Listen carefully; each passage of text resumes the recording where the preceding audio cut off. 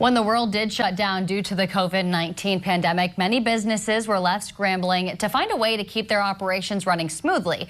One solution that wasn't really a new idea but was widely used, or wasn't at the time, has now become widely used, and that is working from home. Yeah, a lot of people still taking advantage of that now. Most offices have opened back up 4 years later, but some companies still using this method today. KNWA's Casey Smith sat down with some people in Northwest Arkansas to get a first-hand look of what it looks like to work from home.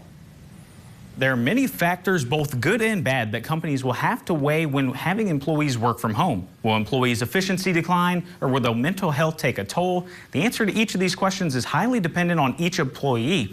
And the two local work from home employees that I spoke to try to avoid these issues by creating a routine similar to those who work in person.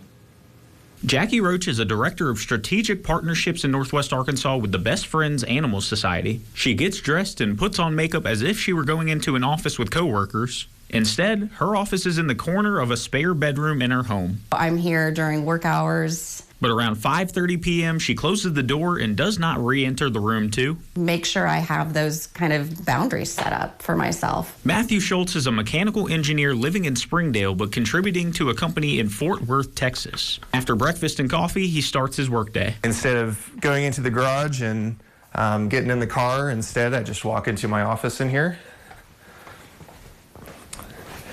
And this is my office now. Roach says she used to have to plan out her commute, which could take as long as 30 minutes in some cases. But now how long's her commute? Oh my gosh, it's 30 seconds.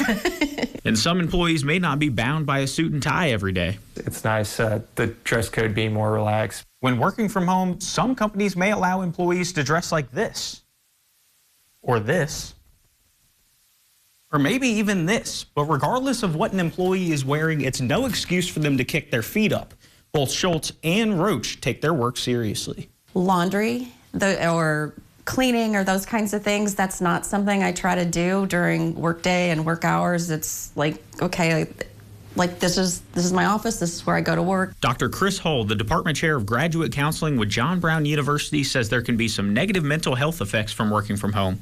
People, when they're relationally isolated, tend to have more negative mental health symptoms, a lot of depression, anxiety. When balancing whether or not working from home is a sound option for employees, Hull says it hinges on really that variable of mental health, which is relational intimacy, relational connection, social engagement.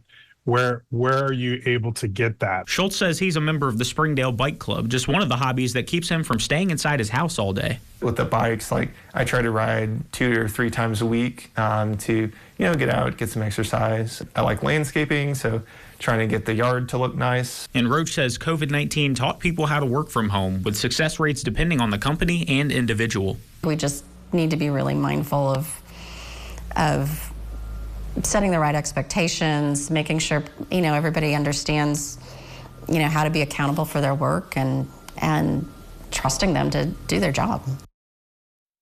Both Schultz and Roach tell me they think a hybrid approach with a few days in the office and some at home is the most optimal option for companies to implement. Reporting in studio, Casey Smith, KNWA Northwest Arkansas News.